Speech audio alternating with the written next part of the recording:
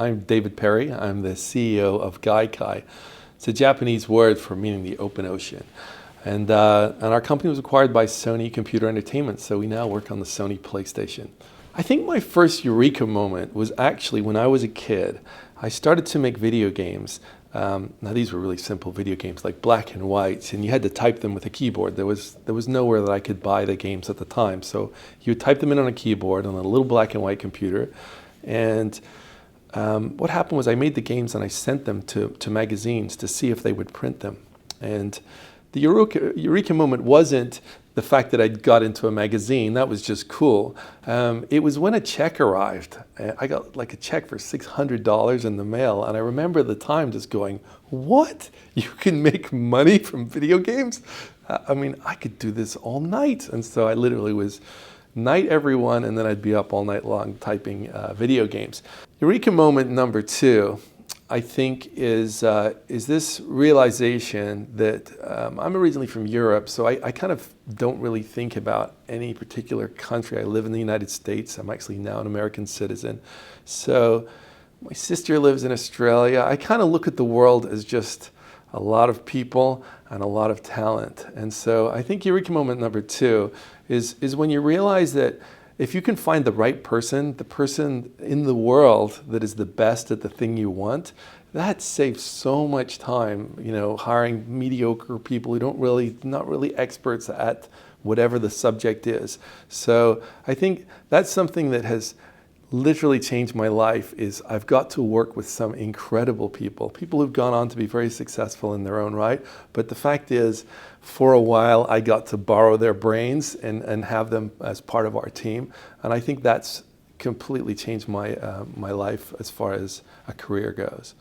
And I think eureka moment number three would be the idea that even if you don't understand something, doesn't mean you can't either learn it or you can't absorb it from other people that are really, really smart. I found in no matter what industry I go to, there is always someone willing to share and tell you and explain and teach you. An example is I knew nothing about networking, and yet we just sold a networking company for over $300 million.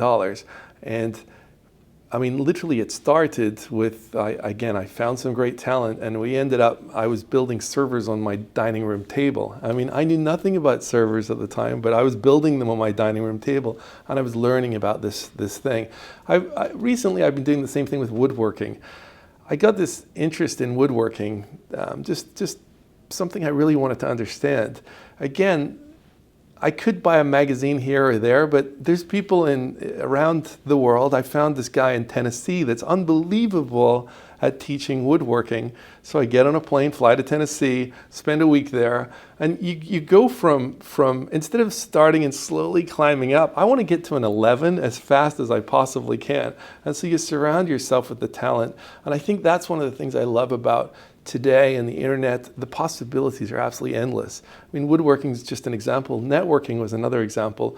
But what I'm saying is whatever subject in the future that I find interesting, even if I have never even considered it today, it wouldn't stop me diving in with both feet.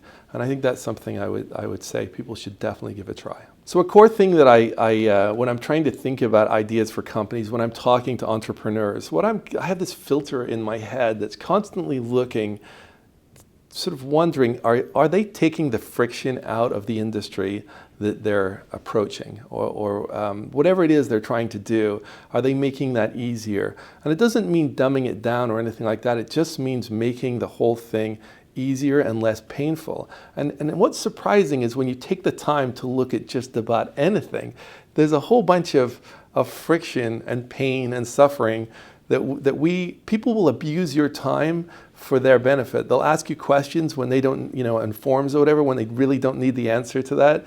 But they'll just put it in there because they don't care about your time. If you're trying to buy a car, it's the same thing. They don't care about your time.